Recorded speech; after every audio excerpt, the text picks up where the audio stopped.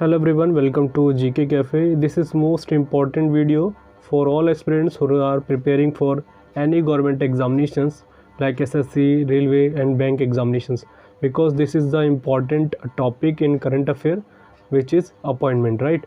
तो इस वीडियो में डिस्कस करेंगे अपॉइंटमेंट के बारे में कि आपको कौन कौन सी इंपॉर्टेंट रही है। ये इसमें मैंने 2021 से लेकर 2020 की जो बहुत मेन है उनको आपको एटलीस्ट याद होना चाहिए, उसी में डिस्कस करेंगे। जो अभी हाल ही में बहुत बड़ी बड़ी अपॉइंटमेंट हुई थी, मैं एक चीज़ इंक्लूड कर दूं, मैं आपको हमेशा बोलता हूं आपको ऑल जितनी अपॉइंटमेंट है उनको याद रखने की ज़रूरत नहीं है। आपको बस बेसिकली जो बहुत बड़े बड़े पद पर या ऑर्गेनाइजेशन में कोई चेयरमैन बने हैं उन्हीं को याद रखने की ज़रूरत होती है। हमारे एग्जामिनेशंस में यही पूछे जाते हैं, राइट? तो इन्हीं को डिस्कस करेंगे जो मेन इंपॉर्टेंट है, और उससे रिलेटेड कुछ फैक्ट जो बनेंगे भी करंट अफेयर के, वो भी मैं आपको इसके अंदर डिस्कस करूँगा, राइट? तो वीडियो को स्टार्ट करते हैं। पहली अपॉइंटमेंट देख लेते हैं। चेयरमैन बने हैं इफ़को के, कौन बने हैं? दिलीप संघानी। बहुत फेमस नाम है इनका, ठीक है? तो ज़रूर याद रखिएगा, ऑर्गेनाइजेशन भी बड़ी बन जाती है। यहाँ पे मैं नाम भी लिख देता हूँ, दिलीप संघानी अभी ये बने हैं हाल ही में, राइट? और याद रखिएगा इफ़को से रिलेटेड एक बार रेलवेज़ के एग्जामिनेशन से पूछा गया था कि इसकी फुल फॉर्म क्या है। नॉर्मली आप सभी को पता ही होगा, बहुत इंपॉर्टेंट है स्ट्रैटेजी के पॉइंट ऑफ व्यू से, Indian farmer fertiliser cooperative, right? तो ये आप याद रख सकते हैं अगर हम बात करें। जैसे अगर हम बात कर लेते हैं कुछ इसकी फुल फॉर्म्स, तो मैंने आपको बता ही दी है। ये भी याद रखिएगा कि इसकी इस्टेब्लिशमेंट कब हुई थी, 1967 में हुई थी, और ये कई बार एग्जामिनेशंस में रिपीट हुआ है। हमको देखिए साथ साथ में ये भी लेके चलना है कि आपको स्टैटिक जीके ही पता हो। जैसे इसका हेडक्वार्टर है, कई बार पूछा जाता है, तो याद रखिएगा दिल्ली में इसका हेडक्वार्टर है। और देखिए मैंने बताया इसकी 1967 में इस्टेब्लिशमेंट हुई थी, तो एक साल आप पीछे चले जाइए, क्या था? 1966, राइट? 1966 में एक बैंक की इस्टेब्लिशमेंट होती है, वो बैंक का नाम था ADB, एशियन डेवलपमेंट बैंक। अभी हाल ही में इसकी एक अपॉइंटमेंट हुई है बहुत फेमस। आप मुझे बताइएगा कि प्रेसिडेंट कौन बने हैं। चलिए मैं ही नाम लिख देता हूँ, मात्सुगु असाकावा, ठीक है? इनका नाम जरूर याद रखिएगा, मैं यहाँ पे लिख देता हूँ, मात्सुगु असाकावा। ये बहुत इंपॉर्टेंट अपॉइंटमेंट है क्योंकि आप जानते हैं बहुत बड़ा बैंक है, तो इस हिसाब से हमको याद रखनी पड़ेगी ADB के बारे में। तो ये आपने लिंक कर लिया होगा, और ये कई बार पूछा गया एग्जामिनेशंस में कि इसकी इस्टेब्लिशमेंट कब हुई थी, तो इसकी हुई थी 1966 में। और इसका हेडक्वार्टर पूछा जाता तो आप सभी को पता होगा, मनीला में इसका हेडक्वार्टर है, राइट? और अगर हम बात कर लेते हैं कुछ इससे रिलेट करके, जैसे मैंने आपको बताया फार्मर से रिलेटेड ये इफ़को का आपका रिलेशन बन जाता है। अभी हाल ही में 2020 के टाइम पे वर्ल्ड फूड प्रोग्राम को नोबेल का पीस प्राइज़ मिला था 2020 का, और ये कई एग्जामिनेशंस में आपके CGL और CHSL में पूछा गया था, तो ज़रूर याद रखिएगा वर्ल्ड फूड प्रोग्राम। अच्छा, ये भी पूछा जा सकता है कि वर्ल्ड फूड प्रोग्राम की इस्टेब्लिशमेंट कब हुई थी, तो याद रखेंगे 1961 में। और अगर हम बात करें इसका हेडक्वार्टर भी कई बार पूछा जाता है, तो याद रखेंगे रोम, इटली में। अगर एक और हम बता दें, रोम में एक और बहुत बड़ी ऑर्गेनाइजेशन है जिसका हेडक्वार्टर है, वो है आपकी FAO, जिसको कहते हैं फूड एंड एग्रीकल्चर ऑर्गेनाइजेशन, जिसकी स्थापना हुई थी 1945 में, और इसका हेडक्वार्टर भी आपके इटली के रोम में है, ठीक है? तो ये कई बार रिपीट कर करके पूछे गए हमारे एग्जामिनेशंस में, इसको ज़रूर याद रखिएगा। सारे चीज़ मैंने आपको लिंक करके बता दिए। हाँ, एक चीज़ अभी कमेंट बॉक्स के लिए क्वेश्चन है ये, कि ये बताइएगा कि ग्लोबल हंगर इंडेक्स 2021 में इंडिया की रैंक क्या रही थी। ये क्वेश्चन आपके एग्जामिनेशन में बहुत ज़रूरी बन जाता है इंडेक्स से रिलेटेड, ठीक है? अगली हम अपॉइंटमेंट देख लेते हैं। अगली है नेक्स्ट अपॉइंटमेंट कौन सी हमारी? Director general of international solar alliance. कौन है ये? अजय माथुर हैं, और ये ज़रूरी बन जाती है हमारे लिए अपॉइंटमेंट। अजय माथुर बने हैं हाल ही में DG ISA के। अच्छा, ISS से रिलेटेड कई क्वेश्चन पूछे आते हैं स्टैटिक वाइज भी, कि इसका हेडक्वार्टर कहाँ पर है। इंडिया में इंटरनेशनल ऑर्गेनाइजेशन की बात करें तो एकमात्र ही है जो हेडक्वार्टर है, वो है गुरुग्राम है, वो भी इसी का ही है, राइट? अच्छा, ये अलग चीज़ है, मैं दोनों चीज़ आपको क्लियर कर दूँ। गुरुग्राम में तो इसका हेडक्वार्टर है, बट कई बार पूछा जाता है कि इसकी इस्टेब्लिशमेंट कहाँ पर हुई थी, इंटरनेशनल सोलर अलायंस की। क्योंकि देखिए भारत और फ्रांस ने मिलकर इसकी इस्टेब्लिशमेंट करी थी। इसका रीज़न आपको दिख ही रहा होगा, सोलर अलायंस मतलब जो भी सोलर एनर्जी का हम जितना अच्छा प्रयोग करें, जितनी कंट्री हैं उनके लिए एक तरीके से अलायंस बना था 2015 में। ये कई बार पूछा गया कौन से सन में हुई थी, तो 2015 में इंडिया और फ्रांस ने करी थी फ्रांस में। तो याद रखिएगा ये क्वेश्चन एक बार पूछ लिया गया था। हम नॉर्मली सोचते हैं कि हेडक्वार्टर गुरुग्राम में, तो इसके एक तरीके से अलायंस यहीं पे हुआ था, तो ऐसा नहीं है, इसका हुआ था फ्रांस में, तो ज़रूर याद रखेंगे। गुरुग्राम से भी हाल ही में अभी आपने न्यूज़ में सुना होगा, ग्रेन ATM बना है यहाँ पर, ठीक है? ग्रेन ATM भारत का पहला, तो आपको याद रखना है कहाँ पर बना है ये, आपके गुरुग्राम में। ATM की फुल फॉर्म कई बार पूछी जाती है, ऑटोमेटेड टेलर मशीन। अच्छा, एक और चीज़ बता दूं, गुरुग्राम कहाँ पर है? हरियाणा का है एक जगह। अगर हम बात करें गुरुग्राम के बहुत पास में पड़ता है फरीदाबाद, ठीक है? फरीदाबाद का एक क्वेश्चन आपके लिए रख रहा हूँ। पहली बात मैं आपको बता दूं, यहाँ पर होता है सूरज कुंड मेला। ये कई बार पूछा जाता है, मैंने आपको बोला था स्टैटिक वाइज आपको याद रखना पड़ेगा। सूरज कुंड मेला होता है फरीदाबाद में। अब ये आपको क्वेश्चन है आपके लिए कि इसमें कौन सी अभी हाल ही में जो आयोजित हुआ था ये सूरजकुंड मेला, इसमें कौन सी फोकस कंट्री थी, बहुत ज़रूरी बन जाता है, कई बार पूछा गया हमारे एग्जामिनेशंस में। तो आपके लिए क्वेश्चन है, कमेंट बॉक्स में बताइएगा। 2 क्वेश्चन मैंने आपके लिए रख दिए, एक तो ग्लोबल हंगर इंडेक्स में इंडिया की क्या रैंक रही है, दूसरा ये कि इसका फोकल देश या फोकस कंट्री कौन थी इस मेले में, सूरजकुंड मेले में। ठीक है, तो आगे की तरफ बढ़ते हैं। आगे क्वेश्चन हमारा क्या है, आगे क्वेश्चन है हमारा, ये बहुत ज़रूरी अपॉइंटमेंट है आपके लिए, ये है चेयरमैन ऑफ इसरो कौन बने हैं अभी हाल ही में। पहले थे के सिवान, अब बन गए हैं सोमनाथ। ठीक है, सोमनाथ ज़रूर याद रख लीजिएगा, बहुत इंपॉर्टेंट अपॉइंटमेंट है। एस सोमनाथ इनका पूरा नाम है अगर हम बात करें। और इसरो के बारे में तो आप जानते ही हैं। देखिए पहले ये एक हेड थे किसमें, विक्रम साराभाई स्पेस स्टेशन में बने थे, या सेंटर बोल सकते हैं, उसमें हेड थे, बट इनका हाल में कर दिया गया, इनको यहाँ पर सोमनाथ को इसरो का चेयरमैन बना दिया गया है। इसरो की स्टैब्लिशमेंट हुई थी 1969 में, 1969 में। और अगर हम बात करें इसका हेडक्वार्टर कहाँ पर है, बेंगलुरु में है। बेंगलुरु से याद रखिएगा, इसको सिलिकॉन वैली कहा जाता है। और यहाँ पर बेंगलुरु में 2-3 और हेडक्वार्टर हैं, आपको याद रखने पड़ेंगे। एक तो इन्फोसिस है। अच्छा, इन्फोसिस से रिलेटेड अभी हाल ही में बहुत फेमस न्यूज़ रही थी, अगर आपको कुछ थोड़ी बहुत नॉलेज है तो कमेंट बॉक्स से ज़रूर बताइएगा। इन्फोसिस से रिलेटेड ये बहुत बड़ी कंपनी बन गई है IT सेल में, अगर हम बात करें पूरे भारत में, इन्फोसिस का नाम। ठीक है, इन्फोसिस। फिर यहाँ पर हेडक्वार्टर मिलेगा आपका HAL का, हिंदुस्तान एयरोनॉटिक लिमिटेड का। एक और बात करें तो विप्रो, यही बहुत बड़ी IT कंपनी है इंडिया की, विप्रो। इनके बारे में आपको एक चीज़ और बता दूं लिंक करके छोटा सा, इन्फोसिस की स्टैब्लिशमेंट पूछी गई थी SSC के CHSL एग्जाम में, तो याद रखिएगा 1981 में इसकी स्थापना हुई थी। और HAL की बात करेंगे तो 1940 में हुई थी, 1940 में, और इसमें करेंगे तो 1945 में। तो तीनों याद रख लीजिएगा, कई बार पूछा आता है। और इसके संस्थापक पूछे जाते हैं तो NR नारायण मूर्ति इसके संस्थापक थे। और विप्रो के कौन थे ये आप कमेंट बॉक्स में बता सकते हैं, बहुत सिंपल नाम है, कई बार पूछा भी गया है। तो इतने फैक्ट यहाँ से बन जाते हैं। और इसरो से भी हाल ही में बस आपको ये अपॉइंटमेंट ज़रूरी याद रखनी है, कई बार पूछे जाते हैं ऐसे क्वेश्चन। ठीक है, आगे की तरफ बढ़ते हैं। आगे क्वेश्चन हमारा क्या है, ये बहुत ज़रूरी अपॉइंटमेंट है हमारी, है JNU दिल्ली की फर्स्ट वुमेन वाइस चांसलर कौन बनी है ये हाल ही में। तो कौन बनी है, शांति श्री, पूरा नाम लिख देता हूँ मैं यहाँ पे, शांति श्री धूलीपुड़ी। ठीक है, शांति श्री धूलीपुड़ी, थोड़ा सा इसको ठीक कर लीजिएगा, मैं यहाँ पे दोबारा लिख देता हूँ, धूलीपुड़ी, ये बनी है अभी हाल ही में। ठीक है, इनको बनाया गया पहला वाइस चांसलर। अगर वाइस चांसलर की बात कर रहे हैं तो एक याद रखिएगा, अभी मैंने आपको कुछ समय बताई थी, लगभग नवंबर की बात है, दिल्ली स्पोर्ट्स यूनिवर्सिटी की चांसलर बनी थी, कौन बनी थी, उनका नाम याद रखिएगा, कर्णम मल्लेश्वरी। ठीक है, और उनके बारे में आपको ऑलरेडी कई बार बताया। वेट लिफ्टिंग से रिलेटेड मैंने बताया था कि अगर हम बात करेंगे ओलंपिक में पहला मेडल महिला द्वारा लाया जाने वाला किन के नाम था, उन्हीं के नाम था, कर्णम मल्लेश्वरी के नाम पे। ठीक है, महिला में बोल रहा हूँ। और कौन सा ओलंपिक था वो, 2000 सिडनी ओलंपिक, यह याद रखना है, कई बार पूछा जाता है, सिडनी ओलंपिक। और उनका रिलेशन कौन से स्टेट से, ये भी कई बार पूछा जाता है, तो आंध्र प्रदेश। ठीक है, दिल्ली स्पोर्ट्स यूनिवर्सिटी में बनी थी अभी हाल ही में, वो महिला से याद आ गया मुझे। और अगर हम और इससे लिंक करके बताएं, बस आप याद रख लीजिएगा, ये इंपॉर्टेंट अपॉइंटमेंट हो जाती है। इनका नाम है शांति श्री धूलीपुड़ी।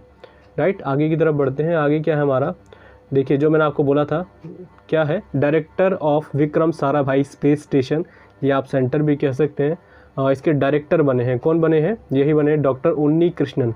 डॉक्टर उन्नी कृष्णन, यहाँ पे मैं नाम लिख देता हूँ, उन्नी कृष्णन, इनका नाम याद रखिएगा। फ़ोटो के साथ रखना ज़रूरी होता है, क्योंकि माइंड में फ्रेम में बन जाता है कि आपको कैसे याद रखना है। और कई बार पूछा जाता है कि इसका जो ये है, ये कहाँ पर है, ये केरल के तिरुवनंतपुरम में है, ज़रूर याद रखिएगा, कई बार पूछा जाता है। विक्रम साराभाई स्पेस सेंटर कहाँ पर है आपका, केरल के तिरुवनंतपुरम में है। और देखिए विक्रम साराभाई बहुत बड़ा नाम है, जब इनके नाम पे कोई स्टेशन बना है तो इनके बारे में आपको याद रखना है, इसरो के ये पहले चेयरमैन थे। तो बहुत ज़रूरी क्वेश्चन है, इस बार के NTPC में पूछा गया था।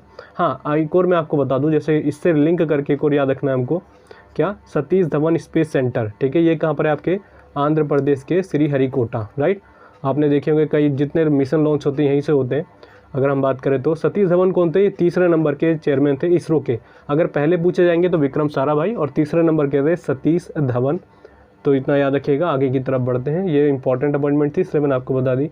आगे की तरफ देखते हैं, आगे है हमारा क्या, चेयरमैन ऑफ SSC। ज़्यादा अपॉइंटमेंट इंपॉर्टेंट नहीं है, बट याद रखिएगा क्योंकि SSC रेलवेज़ के एग्ज़ाम वेंडर TCS से तो पूछा जा सकता है। कौन है, याद रखेंगे, S किशोर है इनका नाम। ठीक है, S किशोर इनका नाम है SSC के। अच्छा, SSC की याद रखिएगा कि इसकी स्थापना कब हुई थी, तो 1975 में हुई थी, 1975 1985 में हुई थी। अगर हम बात करें एसएससी की तो आप भी याद रख सकते हैं यूपीएससी, ये भी कई बार पूछा जाता है, तो 1926 में इसकी स्थापना की गई थी यूपीएससी की। ठीक है, तो बस इतना याद रखेंगे, ज़्यादा फैक्ट इसमें इंक्लूड करने की ज़रूरत है नहीं। आगे की तरफ बढ़ते हैं। अगली अपॉइंटमेंट हमारी कौन सी है, ये भी इंपॉर्टेंट हो जाती है। एमडी बने हैं एयर इंडिया के, तो कौन बने हैं, इलकर आईएसी। ठीक है, इनका नाम थोड़ा सा कॉम्प्लिकेटेड है, इलकर आईएसी, ये बने हैं एमडी एयर इंडिया के। अच्छा, एयर इंडिया के बारे में आपसे अगर पूछा जाए कि इसकी स्थापना कब हुई थी, तो आप बता सकते हैं 1932 में इसकी स्थापना हुई थी। ठीक है, एयर इंडिया की, और कहाँ पर हुई थी, मुंबई में। हेडक्वार्टर भी पूछेंगे तो आप बोल सकते हैं मुंबई। और वैसे ज़्यादातर नहीं पूछा गया, फिर भी मैं आपको पूरी नॉलेज बता रहा हूँ क्योंकि थोड़ा सा लेवल ऊपर हो गया आपके स्टैटिक जीके का, तो आपको हर चीज़ याद रखनी पड़ेगी। आगे की तरफ बढ़ते हैं। आगे हमारा कौन सा है, आगे है हमारा डायरेक्टर ऑफ एनसीईआरटी, बहुत इंपॉर्टेंट है और बहुत बार पूछा जाता है। चलिए, ये आपके कमेंट बॉक्स के लिए है कि एनसीईआरटी की फुल फॉर्म होती है। पहले मैं आपको इनका नाम बता देता हूँ, डायरेक्टर कौन बने हैं एनसीईआरटी के, दिनेश प्रसाद सकलानी। ज़रूर याद रखिएगा, 101% किसी भी एग्ज़ाम में जो भी हाल ही में होने वाले पूछे जाने के पूरे चांसेस है, दिनेश प्रसाद सकलानी। अच्छा, फुल फॉर्म मैं ही बता देता हूँ एनसीईआरटी की, national council of education research and training, बहुत ज़रूरी है एनसीईआरटी की फुल फॉर्म, राइट। और अगर पूछा जाएगा स्थापना कब हुई थी, 1961 में, बट ये इतना इंपॉर्टेंट नहीं है। हाँ, एक चीज़ यहाँ से याद रख सकते हैं, अर्जुन अवार्ड की स्थापना कब हुई थी, इसी साल में हुई थी अर्जुन अवार्ड की। ठीक है, 1961 में। जैसे अर्जुन अवार्ड होता तो आपको याद रखना है, इनके गुरु कौन थे, द्रोणाचार्य। तो ये भी कई बार रेलवे में पूछा गया कि द्रोणाचार्य अवार्ड की स्थापना कब हुई थी, तो 1985 में हुई थी। ये भी याद रख लीजिएगा लिंक करके। और बस इतने ही यहाँ से क्वेश्चन बनते हैं, आगे की तरफ बढ़ते हैं। ठीक है, आगे हमारा कौन सा है, सेबी की फर्स्ट वुमेन चेयरमैन बनी है, ये कौन है, इनका नाम, सुपर इम्पॉर्टेंट बात करेंगे तो इन्हीं का नाम आ जाता है। इनका नाम है माधवीपुरी बुच। ठीक है, माधवीपुरी बुच, तो याद रखिएगा इनकी, ये नाम है इनका। और ये सेबी की फर्स्ट वुमेन चेयरमैन बनी है। सेबी के बारे में आप जानते हैं, इसकी स्टैब्लिशमेंट हुई थी 12 अप्रैल 1992। और आपको डेट के साथ याद रखना है क्योंकि अभी रिसेंट की कोई एग्जामिनेशन एसएससी का था, वहाँ पे डेट में कॉम्प्लिकेटेड कर दिया गया था। सारे ऑप्शन बिल्कुल 1992 के दे रखे थे, बट डेट में थोड़ा सा चेंजेस कर रखे थे, तो आपको डेट के साथ याद रखना पड़ेगा। इसकी फुल फॉर्म क्या है, सेबी की सभी जानते होंगे, security and exchange board of India, जिसकी स्थापना हुई थी 12 अप्रैल 1992 में। ठीक है, तो इतना याद रखेंगे और ये सुपर इंपॉर्टेंट है, बिल्कुल स्किप ना करें इसको। आगे की तरफ बढ़ते हैं। आगे कौन से हमारे, चेयरमैन ऑफ रेलवे बोर्ड, ये भी सुपर इंपॉर्टेंट है, रेलवे की तैयारी कर रहे हैं तो क्या नाम है इनका, वीके त्रिपाठी, ये बने अभी हाल ही में। और सुपर इंपॉर्टेंट एक अपॉइंटमेंट हो जाती है तो हमको इतना याद रखना पड़ेगा। अच्छा, एक चीज़ और बता दूं, जैसे मैंने आपको बताया है सेबी की फर्स्ट वुमेन चेयरमैन बनी थी ये माधवीपुरी बुच, तो एक और याद रख लीजिएगा, उत्तराखंड की अभी हाल ही में उत्तराखंड विधानसभा की फर्स्ट महिला स्पीकर बनी है। न्यूज़ वगैरह में आपने बहुत सुना होगा, तो उनका नाम ज़रूर याद रखेंगे। नाम बता देता हूँ, रितु भंडारी नाम है उनका। ठीक है, रितु भंडारी। रिसेंटली मुझे जैसे वुमेन की बात आ रही है, फर्स्ट कौन बना है, तो ये चीज़ मैंने आपको लिंक करके बता दी। और लगभग हम बात करें 8-9 महीने पहले की बात है कि एक दिन की सीएम बनी थी यूके की, यूके मतलब उत्तराखंड की, कौन बनी थी, सृष्टि गोस्वामी, एक दिन की। तो ये भी इंपॉर्टेंट नाम हो जाता है। और मैंने आपको बोला था एक एग्ज़ाम में पूछा जाएगा, और ये पूछा गया था, अभी रिसेंट के कोई एग्जामिनेशन हुआ था, वहाँ पे पूछा गया था कि एक दिन की सीएम कौन बनी थी उत्तराखंड की, तो यही है। जैसे हम बात करें, यहाँ पे जिम कॉर्बेट नेशनल पार्क है, जो भारत का पहला नेशनल पार्क है पूरे, अगर इंडिया में बात करें उत्तराखंड का, तो इसका नाम बदलने की बात चल रही है, रामगंगा नेशनल पार्क का हो जाएगा। क्यों, क्योंकि ये रामनगर एक तरीके से जगह है, या रामगंगा वहाँ से बहती है नदी, उसके नाम पे इसका नाम रखा जा रहा है। तो ज़रूर याद रखिएगा, ये करंट का क्वेश्चन बन जाता है यहाँ से उत्तराखंड की अगर हम बात करेंगे तो। लाइकेन पार्क हमारा भारत का पहला कहाँ पर बना है, यही उत्तराखंड में बना। वैसे तो उत्तराखंड से रिलेटेड बहुत करंट अफेयर है, बट हमारा फोकस अभी अपॉइंटमेंट पे है, तो उसी को डिस्कस कर लेते हैं। ठीक है, आगे चलते हैं। आगे हमारा कौन सा है, ओएनजीसी की सीएमडी कौन बनी है, ओएनजीसी की। और याद रखिएगा, फर्स्ट महिला बनी है सीएमडी, अलका मित्तल। ये तो इनका नाम बहुत न्यूज़ में रहा था अभी हाल ही में, अलका मित्तल बनी है ये। और बस इतना ही याद रखना हमका। अच्छा, ओएनजीसी की फुल फॉर्म क्या है, oil and natural gas corporation. और इसकी स्थापना बहुत बार पूछी गई है ओएनजीसी की, तो 1956 में हुई थी। और इसका हेडक्वार्टर पूछा जाएगा तो दिल्ली में इसका हेडक्वार्टर है, राइट।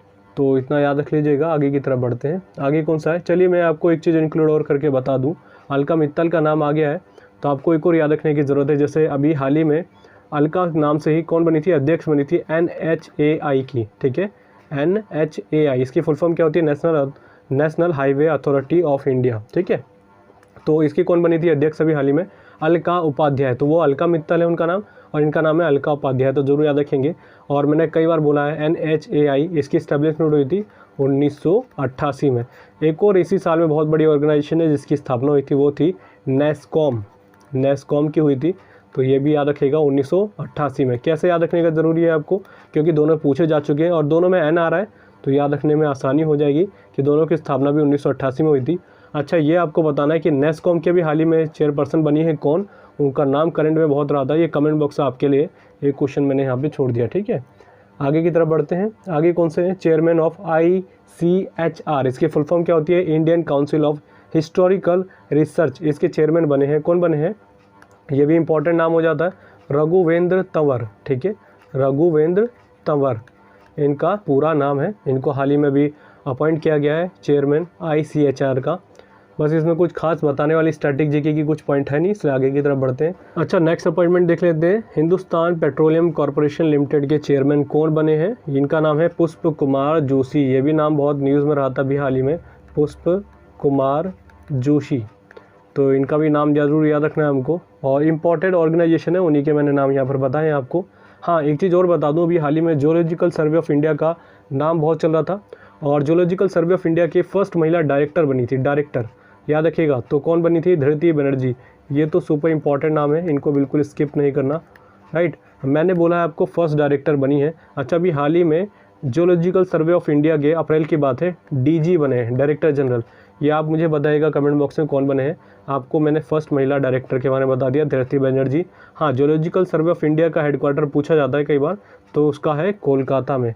हाँ, एक और चीज़ में कन्फ्यूज़न होती है, मैंने आपको चीज़ बताई थी, आर्कियोलॉजिकल सर्वे ऑफ इंडिया का हेडक्वार्टर मैंने आपको बताया था दिल्ली में, बट आपको ये नहीं पूछा जाता है एग्जामिनेशंस में, पूछा जाता है कि आर्कियोलॉजिकल सर्वे ऑफ इंडिया का स्थापना तो कहाँ पर की गई थी, तो आपको याद रखनी है कोलकाता में। दोनों में अंतर है। आज के टाइम पे हेडक्वार्टर है आर्कियोलॉजिकल सर्वे ऑफ इंडिया का, ASI इसको कहा जाता है। इसकी स्थापना हुई थी कोलकाता में, किनके द्वारा, अलेक्जेंडर कंगिंगम के द्वारा, जो मैंने कई बार आपको बताया भी रखा है, 1861 में, आपको याद रखना ये।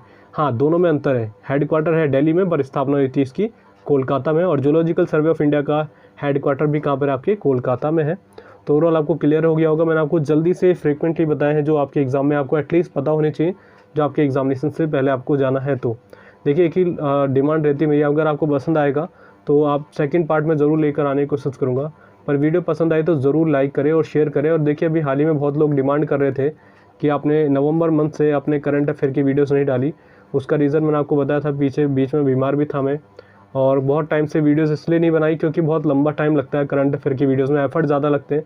बट कोई लोग उसको पसंद बहुत लोग करते हैं, बट उसमें एफर्ट थोड़ा सा कम देते हैं कि शेयर नहीं करते, तो इसलिए मैंने इस वीडियो को नहीं प्रोवाइड करा पाया था। बट मेन रीज़न मेरा बीमार होना था, और हाल ही में मैं अभी आपको 1 साल की करंट अफेयर की वीडियो प्रोवाइड कराऊंगा, इसी चैनल पे मिलने वाली आपको। और जितना जनवरी से लेके 2022 की अगर हम बात कर रहे हैं, अप्रैल मंथ की मैं आपको 1-2 दिन में प्रोवाइड करा दूंगा पूरी करंट अफेयर, जिससे आपके एग्जामिनेशन में क्वेश्चन ज़्यादातर आने के चांसेस हैं। हाँ, एक चीज़ और मैं आपको बता दूँ, आप कमेंट बॉक्स में बता सकते हैं कि मैं अब डेली बेसिस में करंट अफेयर लाने की कोशिश करूँगा। कई लोग बोल रहे थे कि डेली लेकर आइए, क्योंकि करंट अफेयर बहुत ज़रूरी है कई लोगों को, और जैसे मैंने स्ट्रैटेजी बताई थी उसी लेख से हिसाब से बोल रहे थे। तो जल्दी मैं कोशिश करूँगा कि डेली आपको करंट अफेयर प्रोवाइड कराऊँ, जिससे आपको अदर सोर्स में जाने की ज़रूरत ना पड़े, ठीक है, जिससे आपके एग्ज़ाम ओरिएंटेड आपको करंट अफेयर बनाने की ज़रूरत पड़े, क्योंकि करंट अफेयर हर कोई प्रोवाइड कराता है, बट एक ओरिएंटेड होना आपके एग्ज़ाम के लिए वो बहुत ज़रूरी है। तो जल्दी मैं कोशिश करूँगा उसके ऊपर प्रोवाइड कराने की। आप कमेंट बॉक्स में बताइएगा अगर आपकी कोई सजेशन है। बस यही कहूँगा, वीडियो को पसंद की आई है तो ज़रूर लाइक करें, शेयर करें, और चैनल पर नहीं तो सब्सक्राइब कर लीजिएगा। आज की वीडियो के लिए इतना ही, थैंक यू। अच्छा, एक और इम्पॉर्टेंट चीज़ है, अगर किसी को हिस्ट्री, स्टैटिक जीके और वोकैबुलरी को लेकर दिक्कत है, क्योंकि मुझे अपने टाइम पे बहुत दिक्कत हुई थी और इनका वेटेज बहुत ज़्यादा है रेलवेज़ के एग्जामिनेशन में, SSC में, तो इन सभी का लिंक आपको डिस्क्रिप्शन में जाएगा। मैंने ई-बुक बना रखी है, नहीं तो व्हाट्सअप नंबर आपको स्क्रीन पे शो हो रहा होगा, यहाँ से आप मुझे ले सकते हैं मुझसे ई-बुक। मैंने इसके ऊपर देखिए बहुत प्रॉपर करके डिटेल में बना रखी है, बहुत लोगों को पसंद आई थी। मैं ये बोलूँगा आपको लिसन पढ़ने की ज़रूरत नहीं, अगर आप इन टॉपिक को लेकर चल रहे हैं जो मैंने आपको इसके ऊपर बना रखी है, जैसे स्टैटिक जीके और हिस्ट्री। कई लोग बोल रहे हैं आगे बनाइए, तो मैं कोशिश करूँगा। तो याद रखिएगा, बहुत इंपॉर्टेंट है। मैंने सारे प्रीवियस ईयर्स SSC जो भी एग्जामिनेशन की आप तैयारी करें जिसमें स्टैटिक जीके और हिस्ट्री पूछी जाती है, ऑब्वियसली सभी पूछी जाती है, तो सभी के लिए इंपॉर्टेंट रहेगा। टॉपिक वाइज, स्टोरी वाइज और डिटेल में विद प्रीवियस ईयर्स मैंने आपको बता रखा है। तो आप इसका लिंक आपको डिस्क्रिप्शन में मिल जाएगा वीडियो के, नहीं तो नंबर आपको मैसेज में शो हो रहा होगा।